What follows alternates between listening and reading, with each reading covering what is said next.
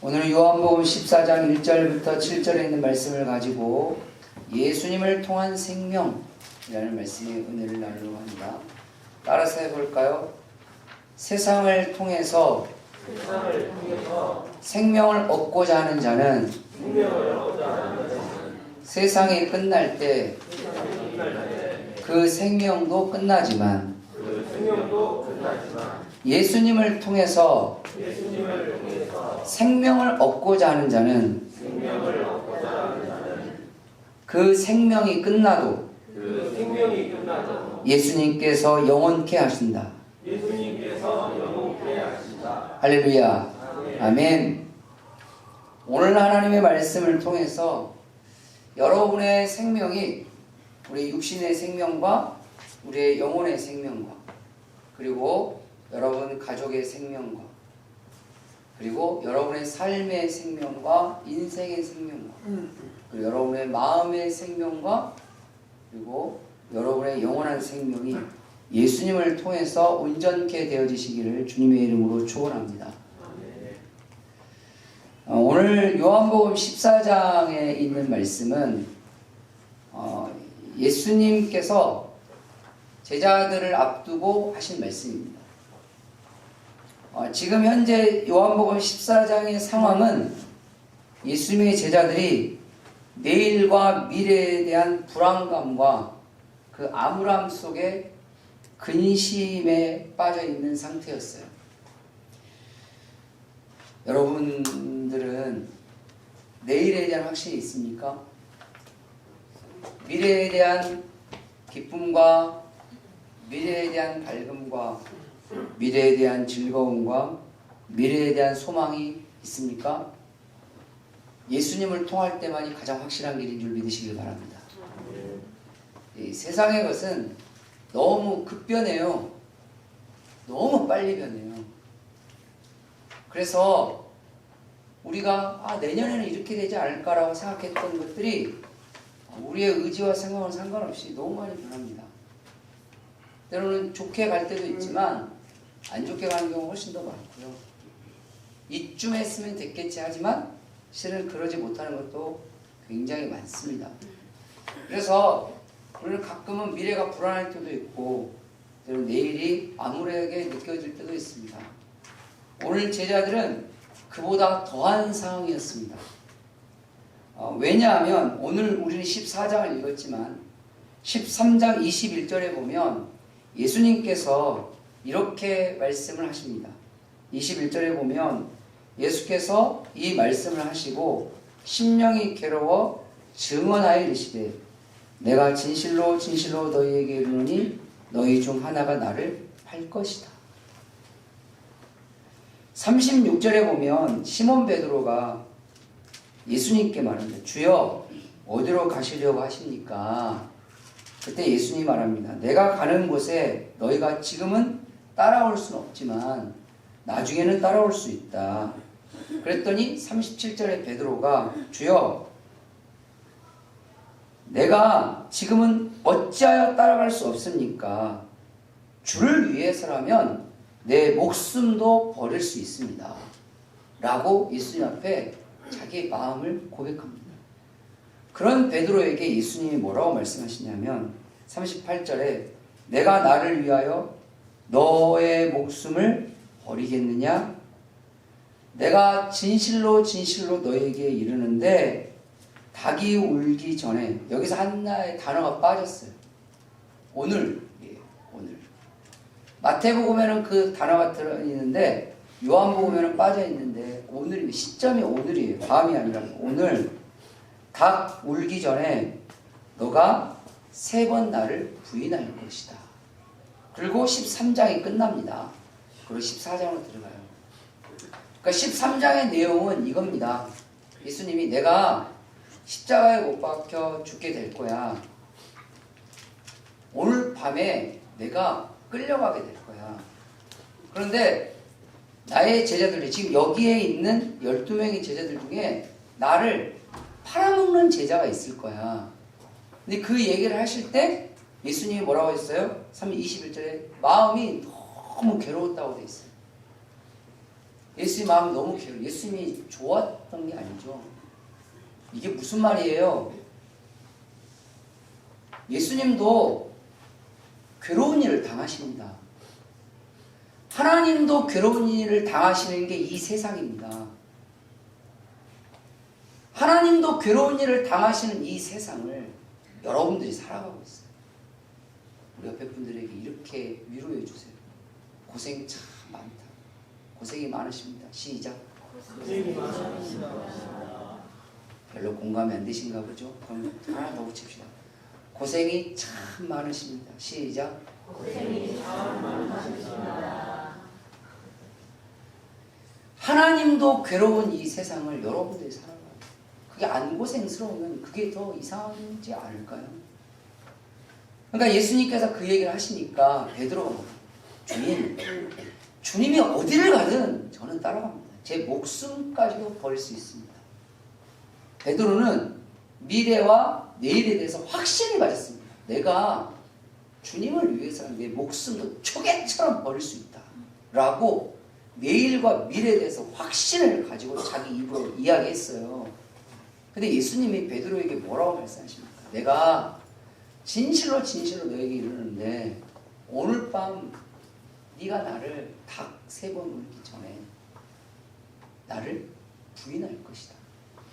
근데 마태복음에 보면 베드로가 예수님을 부인하는데 어떻게 부인합니까? 나는 그 인간 모른다. 이게 1번 부인. 이 2번째 부인할 때는 내가 맹세하여 말하는데 그 인간 모른다. 이게 2번째 부인이었습니다. 3번째 부인이 뭔지 아시죠? 내가 그를 저주하여 가로되 나는 그 인간 모른다.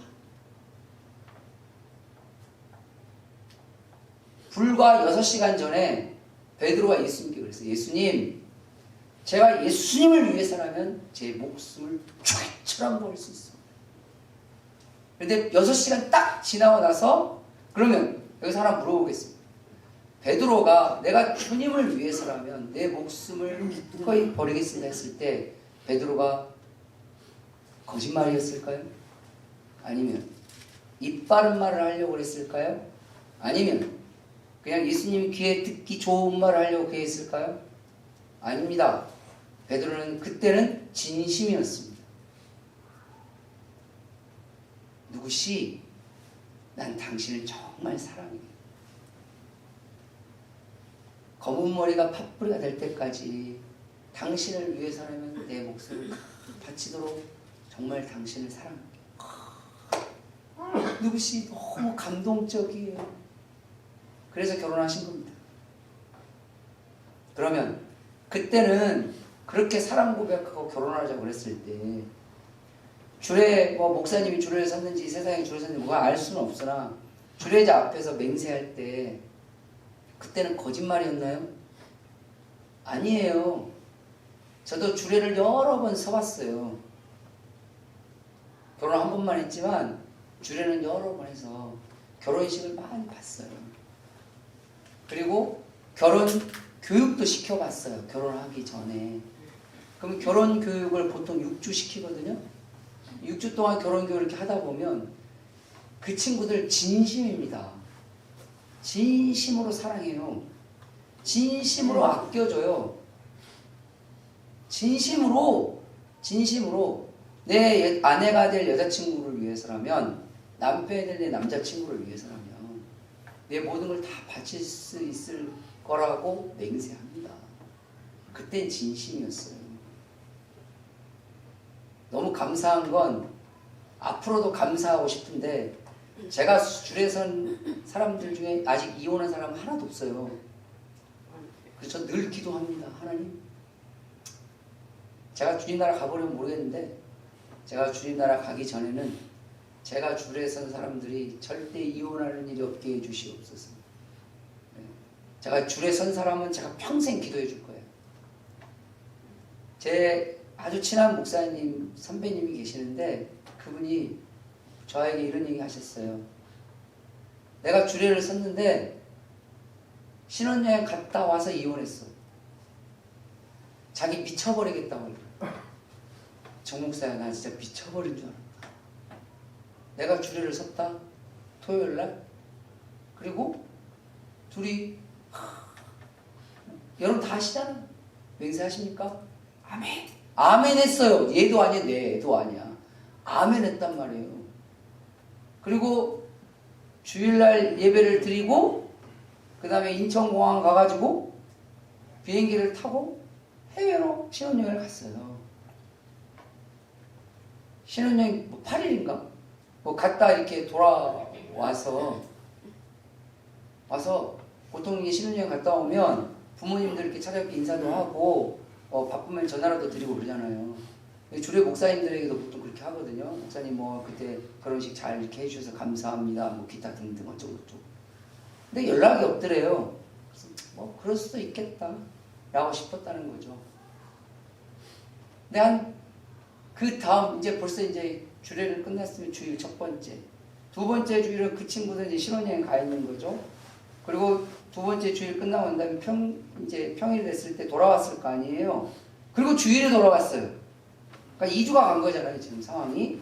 주일이 됐는데 그 아들놈 어머니가 목사님에게 가슴을 치면서 하시죠.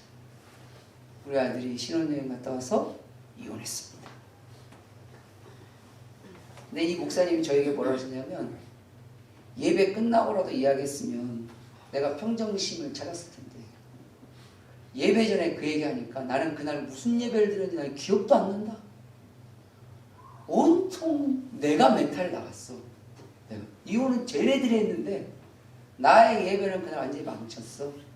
그러면서 근데 분명히 결혼식 하기 전에 인사 왔을 때 이름 뭐 묻고 했어. 결혼식 할 때 진심이었거든? 그때는 진심이었어. 도대체 신혼여행 가서 무슨 일이 있었던 거야? 무슨 일이? 그 좋은, 여러분 결혼한 사람들이 가장 행복할 때가 언제인 줄 아세요? 신혼여행 갈 때예요. 그 다음부터 점점 떨어져요, 감이. 예. 물론 사람마다 좀 다르지만 감이 점점 떨어진다고. 가장 좋을 때 돌아와서 이혼. 근데 제가 물어봤어요. 그럼 원래 신혼여행 계획이 며칠이었나요? 라고 물어보니까 8일이었어. 그러면 8일 다 채우고 왔네요? 그랬더니 그렇지. 왜? 이상하지 않나요? 가서 싸웠으면 5일 만에 돌아오든지 내가 생각했을 때 6일 만에 돌아오는데 그래도 8일을 다 채웠네. 그럼 도대체 어디서 문제가 생겼을까요? 나도 그걸 알 수가 없어. 결혼식 할 둘이 얼마나 막 그랬는데.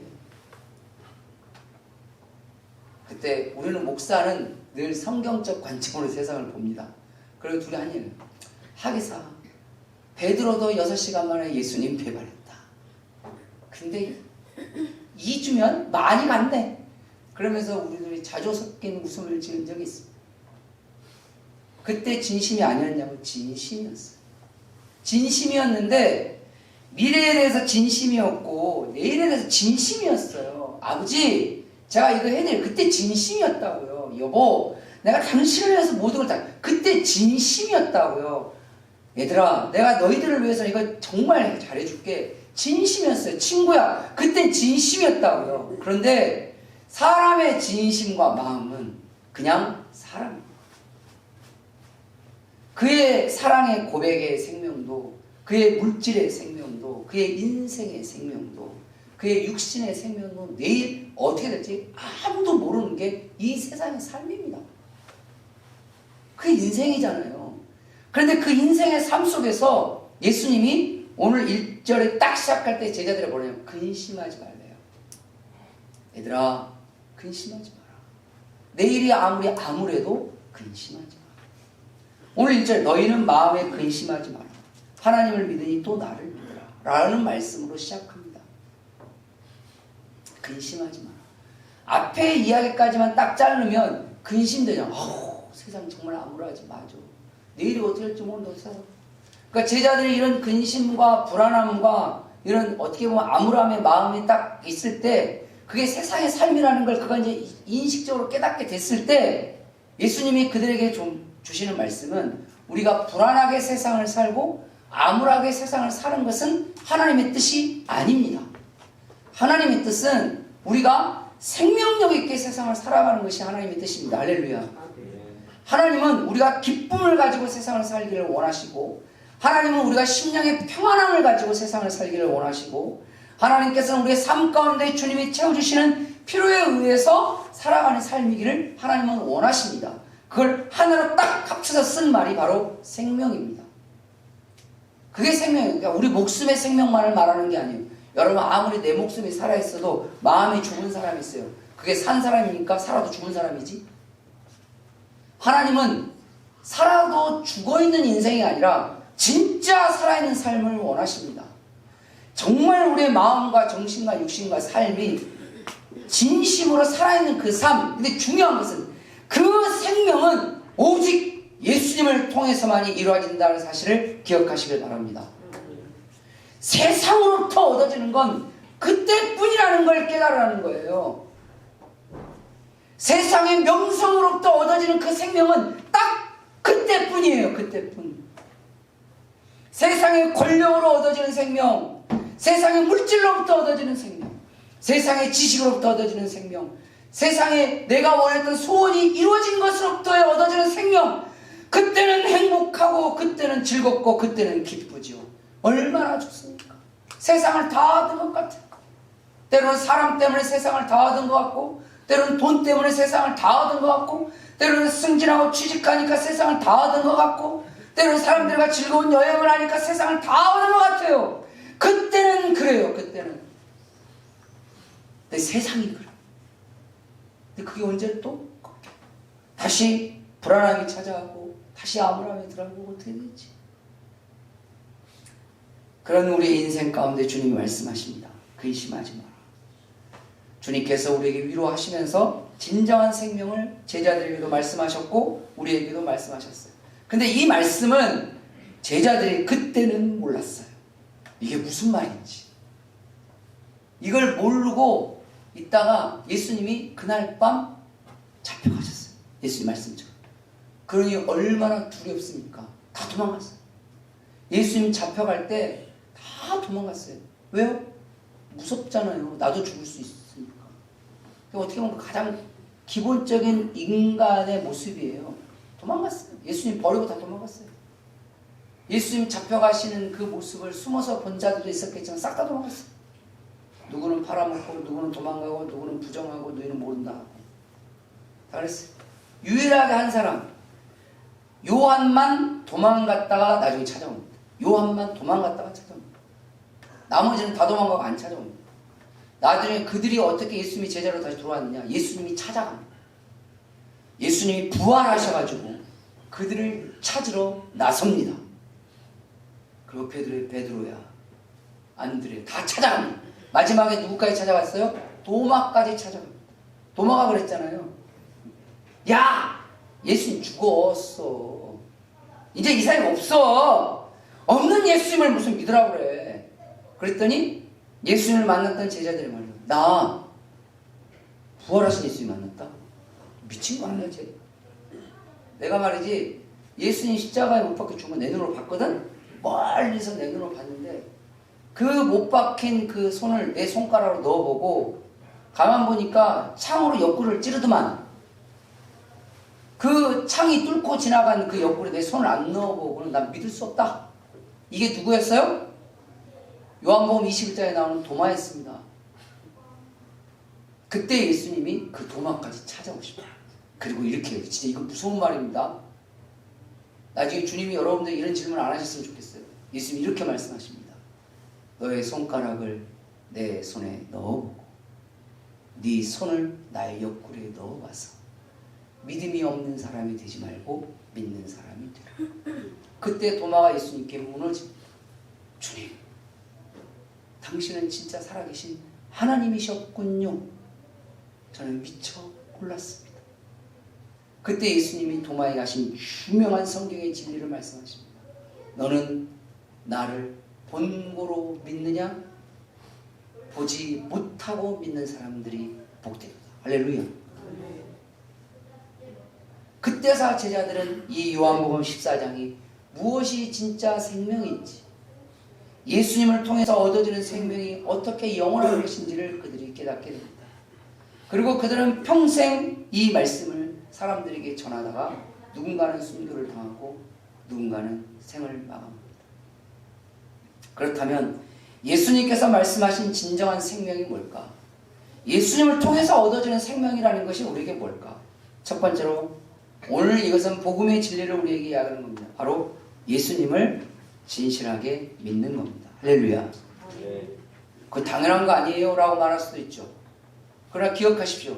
예수님을 믿는 것이 곧 하나님을 믿는 것과도 같다고 14장 1절에 말합니다. 하나님을 믿으니 곧 또 나를 믿으라. 이것이 왜 우리에게 중요할까요? 우리는 가끔 살아가면서 예수님을 믿는다고 말하는데 예수님을 잘 믿지 않습니다. 예수님이 우리에게 사랑해야 너희가 잘 살 수 있어 라고 이야기하셨으면 그분을 믿으면 사랑합니다. 용서해야 너가 진짜 평안을 얻을 수 있어 라고 주님이 말씀하시면 그분의 말을 진짜 믿는 사람은 용서합니다. 믿음은 아주 심플한 거예요. 믿음은 복잡한 게 아니에요. 믿음은 우리 머리를 굴려서야 할 수 있는 게 아니란 말이에요. 그냥 유치원 애들도 믿으면 합니다. 목사님을 믿으면 목사님 뭐라도 그냥 합니다. 믿음은 못 배워도 할 수 있고요. 없어도 할 수 있어요. 믿음은 권력이 없어도 할 수 있어요. 믿음은 아주 간단하고 심플하고 명확합니다. 머리를 굴리기 시작하는 건 내가 그를 못 믿으니까 내 머리를 굴리는 거지. 내가 그를 믿으면 머리 굴릴 필요가 없습니다. 제 아주 친한 절친이 있어요. 근데 이 친구의 아내가 진짜 똑똑해. 학교 다닐 때 뭐 하여간 전교 막 몇 등 하는 그런 친구였어요. 진짜 똑똑한 친구였어요. 근데 결혼하면서부터 점점점 이게 제가 이렇게 친하니까 지능이 떨어져요. 되게 똑똑한데요. 엄청 똑똑했어요. 근데 지능이 점점 떨어져요. 기억력도 떨어지고 막 이거 못 보던 모습을 보니까 저도 당황스러운 거예요. 너 원래 그런 애가 아니었는데 너 원래 그런 애가 아니었는데 왜 이렇게 됐지? 가만 보니까 남편이 거의 완벽주의예요. 남편은 그 제수씨보다 더 똑똑한 사람이에요. 일이 아주 그냥 정말 깔끔하게 집안일이니 뭐 회사일이니 뭐니 탁탁탁 하고 뭐 빈틈 하나도 없어요. 그러니까 아내가 아무것도 하지 않아도 그냥 남편이 싹 다 하는 거지. 집안의 대수사부터 시작해서 뭐 싹 챙겨서 스케줄을 싹 짜서 하고 막 파워 제이야. 요즘 애들날 말하면 그냥. 그러니까 뭐 손 하나를 대지 않아도 모든 게 다 해결돼. 그러니까 그 제수씨 말 그대로 해볼까요? 무장해제 되는 거예요. 그냥 내가 신경 아무도 안 쓰고 그냥 남편이 이거 하면 돼. 그러면 그래 오빠 그래 하면 돼. 저거 하면 돼. 그래 오빠 알아서 하면 돼. 얘기 들으면 아내 되시는 분들 그분 참 편하겠다 이렇게 생각하시죠. 네. 편하실 거예요. 근데 가끔은 파워제이랑 사는 게 가끔 피곤할 때도 있어요. 너무 이렇게 스케줄러를 분초 단위로 쪼개니까 막 그런 거 있어요. 하는 말이 내가 자기 남편인 거예요. 오빠랑 살다 보니까 내가 점점 바보가 돼가는 것 같아. 왜? 아무것도 하지 않아도 다 해결해 주니까 내가 떨어지는 거지. 우리는 믿음이라는 것을 갖게 되면 내 생각을 점점점 하지 않게 됩니다. 이게 좋을 수도 있고 안 좋을 수도 있지만 여기서 우리가 중요한 포인트가 하나 있어요. 하나님 앞에 나아갈 때는 내 생각을 넣는 순간 문제가 발생해요. 왜냐하면 중요한 게 있어요. 왜냐하면 우리가 아무리 대단한 지혜와 지식과 지능을 가져도 하나님을 뛰어넘을 수가 없어요. 여러분 하나님을 뛰어넘을 수 있어요? 그러면 생각하셔야 돼요. 하나님이 하신 말씀을 내가 평가할 수 있어요? 하나님이 미래에 대해서 말씀하실 때 우리가 그걸 알아들을 수 있어요? 알아는 들을 수나 있냐고. 저도 못 알아듣습니다. 그러니 믿고 가는 거예요. 할렐루야. 그러니 믿고 가는 거예요. 그런데 우리도 모르는 사이에 세상의 것을 믿기 시작합니다. 때로는 돈의 힘을 믿습니다. 때로는 권력의 힘을 믿습니다. 때로는 세상 사람들이 말하는 성공과 소원의 힘을 믿습니다. 때로는 어떤 분이 건강은 무조건 행복한 줄 아세요? 건강하면 죄 짓는 사람도 많아요. 예전에 어느 할머니 집사님 저한테 그랬어요. 차라리 우리 양반은 아픈 게 더 낫다고. 몸이 멀쩡하면 이상한 짓 하고 다닌다. 어르신들은 뭔 말인지 알 거예요. 젊은 애들은 뭔 소리인지 모르고. 사지육신 멀쩡하니까 맨날 이상한 짓 하고 다닌다. 차라리 어딘가 그냥 부러졌으면 좋겠다고 하시는 게 할머니 집사님 저한테 하신 말씀이었어요. 이게 지금 좋은 말인지 안 좋은 말인지는 모르나 우리는 가끔 말하죠. 건강하고 돈이 많고 세상에 성공하면 행복할 거라는 막연한 믿음. 여러분, 그건 세상이 주는 믿음입니다. 하나님은 우리에게 주는 그런 믿음을 주신 적이 없어요. 중요한 건 그러선 치더라도 그것이 우리에게 영원한 생명을 주지는 않습니다. 이 세상에서 가장 절대적이고 영원히 믿을 수 있는 존재는 하나님 대신 예수님밖에 없다는 걸 기억하셔야 합니다. 예수님밖에 없어요. 저도 여러분들의 영혼을 영원히 책임질 수가 없어요. 내 가족도 완전히 책임을 못 지는 판에 무슨 성도들을 책임지겠어요. 성경에 보면 가장 위대한 왕이라고 여기는 사람이 다윗입니다. 이 다윗이 하나님께 기도합니다. 그리고 하나님께 충성하고 하나님을 정말 열심히 섬겼습니다. 그때 하나님께서 다윗에게 이런 약속을 하나 하십니다. 뭐라고 말하냐면, 다윗아, 네가 가장 사랑하는 아들이 누구냐? 솔로몬입니다. 그 솔로몬을 다음에 왕으로 세워주겠다. 감사합니다. 그런데 하나님, 제가 죽고 난 다음에 솔로몬을 누가 지켜줄까요? 세상 사람이라면 이렇게 말할 거예요. 쥐가 지켜야지 라고. 근데 다윗은 알았어요. 내가 나를 지키겠다고 해도 내가 나를 온전히 지킬 수 없는 것이 세상이라는 것을. 그때 하나님이 다윗에게 이렇게 약속합니다. 다윗아, 내가 너를 봐서 오늘부터 솔로몬은 내 아들이다. 네 아들이 너의 자식이 아니고 너의 아들이 아니고 나의 아들이다. 나의 자식이다. 그러니 네가 천국에 와도 네 솔로몬은 내가 책임져 준다. 그 약속 때문에 솔로몬이 죽을 때까지 하나님 속을 바글바글 썩여도 하나님이 계속 인내해 주시고 참아 주시고 기다려 주셨어요. 여러분 성경 보셔야 솔로몬이 얼마나 하나님 속을 썩였는지 몰라요. 처음에는 잘했어요. 시간이 갈수록 타락하기 시작하더니 교만해지기 시작하더니 나중에 폭주합니다. 성경에서 거의 므낫세 다음으로 최악의 왕이라고 꼽힐 정도로 완전히 그냥 솔로몬 인생이 어느 정도가 끝장나니까 나라를 두 도망 내고 죽어버립니다. 이게 말이 돼요? 아버지가 올려놨던 그 나라를 그대로 물려받아서 두 동강 쪼개놓고 딱 죽어버려요.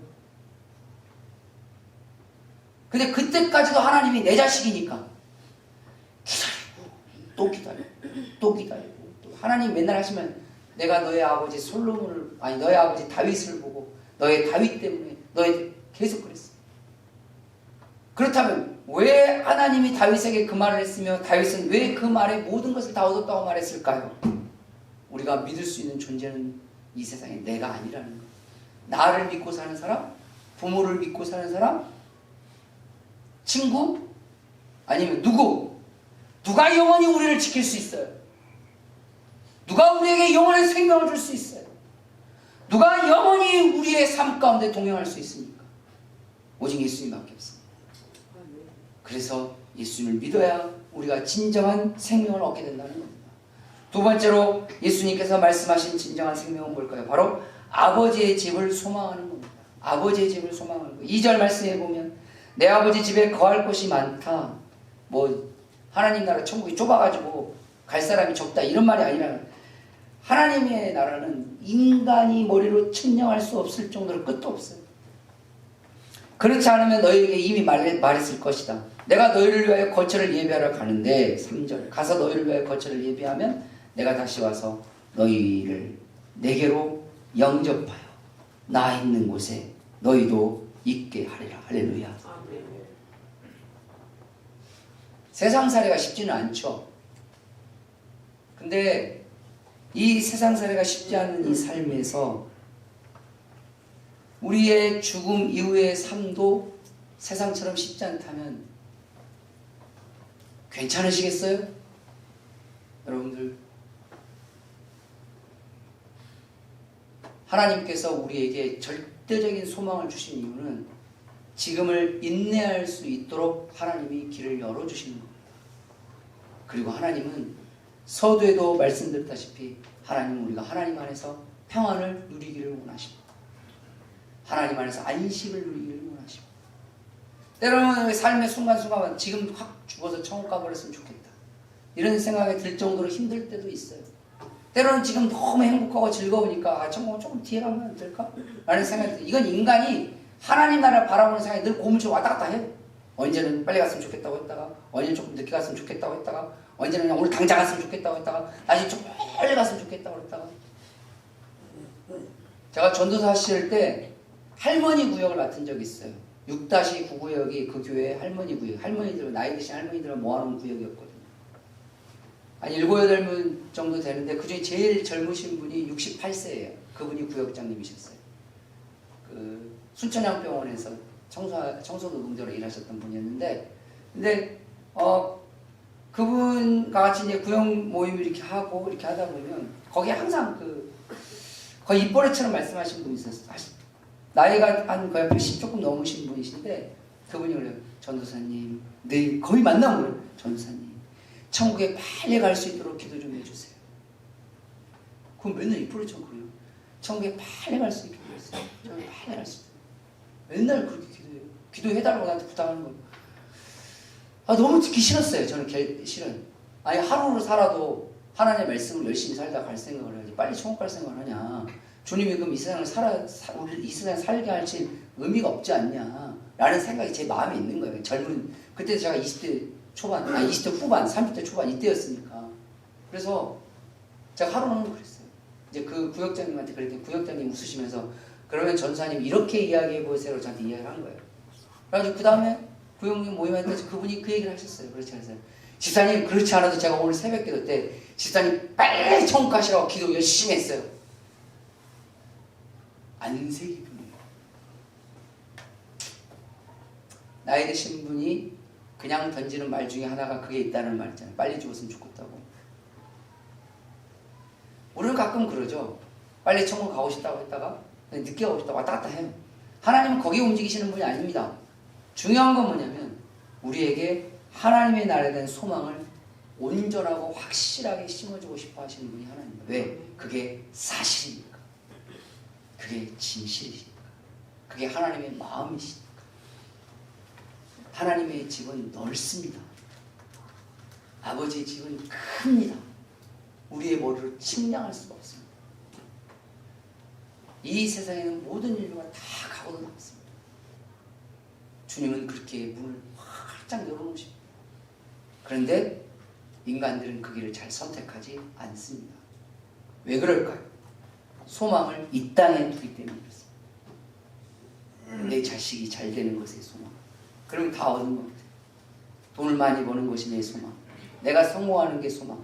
내가 건강하는 게 소망. 내가 즐겁고 행복하는 게 소망. 내가 5대양 6대주 여행 크루즈 타고 다니는 게 내 소망. 이런 것들에 대해 소망이 자리 잡고 있다 보니까 하나님 나라의 소망은 묘하네요. 그러니 그 하나님의 나라에 대한 준비나 의식이 우리에게는 거의 없어요. 근데 기억하십시오.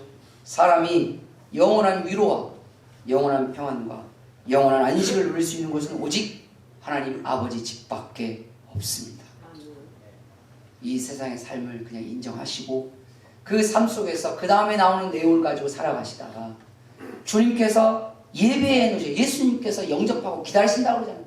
주님이 기다리시는 그곳을 향해서 기쁨으로 나아가는 저와 여러분 되시길 주님을 축원합니다. 세 번째로 예수님이 말씀하신 진정한 생명이 뭘까요? 바로 예수님의 길을 가는 겁니다. 여기서부터는 이 세상을 어떻게 살 것이냐.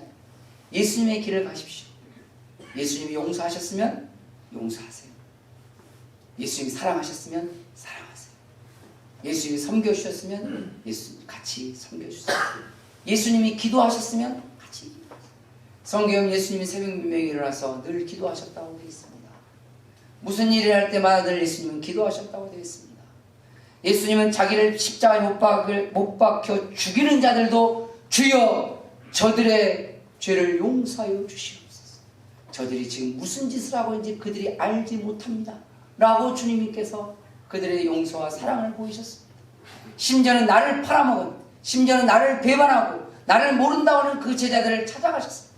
단지 가룟 유다는 찾아갈 수가 없었어요. 왜냐하면 예수님이 부활하시기 전에 자살해서 죽어버렸어요. 즉 예수님이 살릴 수 있는 기회를 스스로 버려버렸어요. 그래서 자살은 지옥 행위인 겁니다. 하나님이 그를 살릴 수 있는 기회를 자기가 자기를 버리면 하나님도 그 사람 못 살립니다. 기억하셔야 돼요. 내가 나를 버리면 하나님도 그 인생을 못 살려요. 그런데 어쨌든 버티고 가면 하나님이 그 인생을 살려주십니다. 아무리 진흙탕 같은 곳에 굴러가도 하나님은 베드로를 찾아가십니다. 서두에도 말씀드렸다시피 그런 어떤 참혹한 말하는 도망까지도 찾아가십니다. 그래서 다시 주님의 길로 인도 끌고 오십니다. 때로는 주님의 길이 되게 작아 보일 때도 있어요. 좁은 문이고 좁은 길일 때도 있어요. 그런데 기억하십시오. 그 좁은 문이고 좁은 길이어도 그게 주님의 길이면 가보세요. 그걸 열고 들어가면 오늘 성경에 나오는 끝도 없는 하나님의 나라이십니다. 단지 문이 좁을 뿐이에요. 왜 그럴까요? 주님과만 함께 갈 수 있는 문이기 때문에 문이 좁은 거예요. 다른 사람들과 함께 갈 문이라면 누가 그러더라고요. 내 마누라가 교회 열심히 다니니까 나는 우리 마누라 치안 쪽 잡으면 난 자기 천국 갈 거라고. 도대체 이 믿음은 어디서 오는 믿음인지를 모르겠어. 내 가족이 다 교회 열심히 다니니까 나 정도는 뭐 같이 천국에 데려가지 않을 거냐고. 도대체 이 믿음은 어디서 오는지를 모르겠어. 예수님의 길을 가셔야 합니다. 예수님과 함께 가십시오. 그러면 주님의 부활의 역사가 우리에게 나타나는 줄 믿으시기 바랍니다. 세상의 어떤 인생도 예수님보다 더 진실할 수 없고 예수님보다 더 확실할 수 없고 예수님보다 더 거룩할 수 없습니다. 그 인생을 살아가는 것이 가장 의미 있고 가장 가치 있는 길이에요. 마지막 네 번째로 예수님께서 말씀하신 진정한 생명은 바로 예수님의 진리로 사는 겁니다. 예수님의 길을 예수님의 진리로 살아가는 자. 이 세상에 참 많은 교훈이 있습니다. 많은 사상이 있고 철학이 있습니다. 이 얘기는 정치적인 얘기는 아니라고 저는 확신하니까. 요즘 우리나라가 대통령 탄핵 사태로 시끄럽습니다. 어제는 대통령 구속 여부가 결정이 나는 그런 구속 심사였어요. 그리고 오늘 새벽에 구속영장이 발부됐습니다. 근데 저는 뭐 그 양반이야 그래서 좀 치더라고요. 제가 거기 이렇게 서울 서부지법 앞에 모여있는 누군가는 탄핵하라, 누군가는 탄핵 반대, 밤새 집회를 합니다. 그리고 그 결과에 대해서 어떤 사람은 뭘 깨부시고 누군가는 뭐 죽여라 살려라 하고 이런 모습을 보면서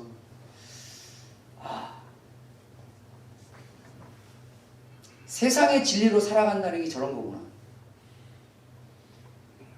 누구는 보수로, 누구는 진보로, 누구는 극우로, 누구는 극좌로.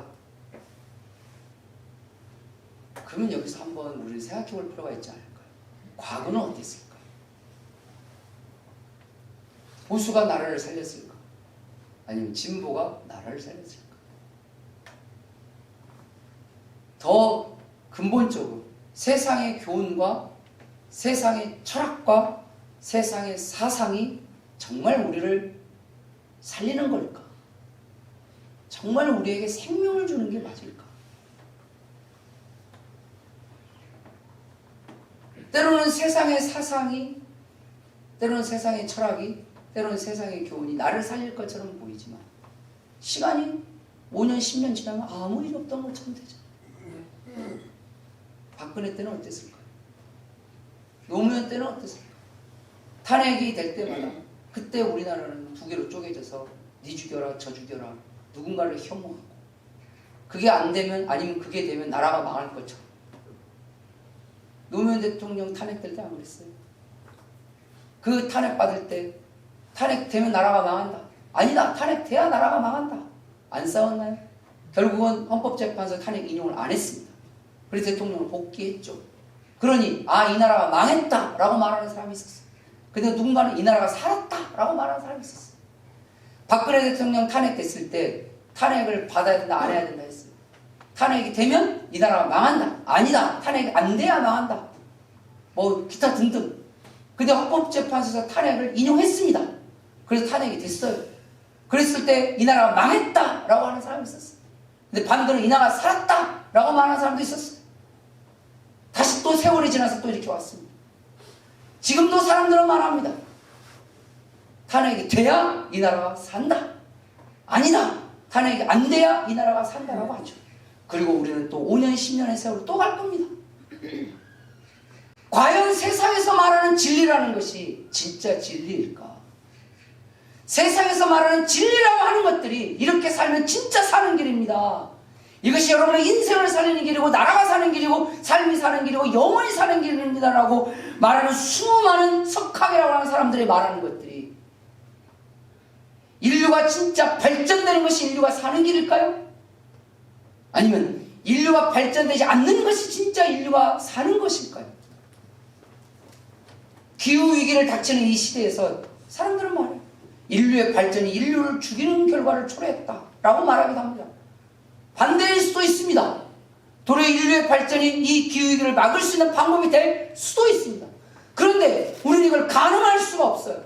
뭐가 맞냐, 뭐가 틀리냐는 말로 들어가 보면. 그리고 사람들은 말하죠. 이게 맞다고 다 주장합니다. 이 사람도 이게 맞다고, 저 사람도 이게 맞다고, 저 사람도 이게 맞다고. 사람들마다 주장하는 게 다 달라요. 그게 죄예요. 그게 죄라고. 성경에서 말하는 죄가 뭔지 아십니까? 내가 맞다고 주장하는 게 죄예요. 그리고 뭐가 죄가 아닙니까? 하나님의 말이 맞다는 것이 죄가 아닙니다. 하나님이 왜 인간에게 선악을 알게 하는 나무를 못 먹게 한 줄 아십니까? 인간들이 선악을 알게 하는 나무를 먹는 순간 다 누구는 이게 선이다, B는 이게 선이다, C는 이게 선이다, D는 이게 선이다, 얘는 이게 선이라고, 쟤는 쟤가 선이라고 하고, 얘는 얘가 선이라고, 얘는 다 선이래요. 다 지대 다 선이래. 다. 그래서 서로 자기가 진리라고 싸우고 그거 멱살 잡고 전쟁까지 다 서로 죽이는 거예요. 인간의 죄는 사람이 선과 악을 나누는 순간부터 죄는 시작되는 거예요. 사람의 죄를 막는 길이 뭔지 아십니까? 사람이 죄와 악을 판단하지 않는 겁니다. 그래야 인간에게 죄가 생성되지 않아요. 그러면 인간의 선과 악은 누가? 오직 하나님이십니다. 그게 하나님의 진리예요. 하나님이 이게 선하다 그러면 네 하고 따라가는 거예요. 그게 진리를 따르는 거예요. 진리는 변하지 않는 거잖아요. 나라에 탄핵 사태가 올 때마다 그때마다 바뀌어. 나라 망한다는 안 망하네? 그럼 바뀌었네? 그럼 미안하다고 해야 될 거야 누군가는. 근데 그런 사람이 하나도 없어요. 그때는 그랬는데 지금 이랬대. 그게 진리예요. 그게 늘 바뀌고 변화되는 게 진리니까. 절대로 변하지 않는 게 진리입니다. 선의 가치가 절대로 변하지 않는 것, 의의 가치가 절대로 변하지 않는 것, 생명의 가치가 절대로 변하지 않는 것, 이것이 진리입니다. 오직 하나님의 말씀만이 진리인 이유가 거기에 있는 거죠. 하나님은 수천 년, 수만 년 전부터 우리에게 보이셨던 생명의 가치는 단 한 번도 변한 적이 없어요. 그게 성경이 우리에게 말하고 있잖아요. 하나님 말씀인 선의 가치와 악의 가치는 한 번도 변한 적이 없습니다. 그게 성경이 언제 변한 적이 있어요?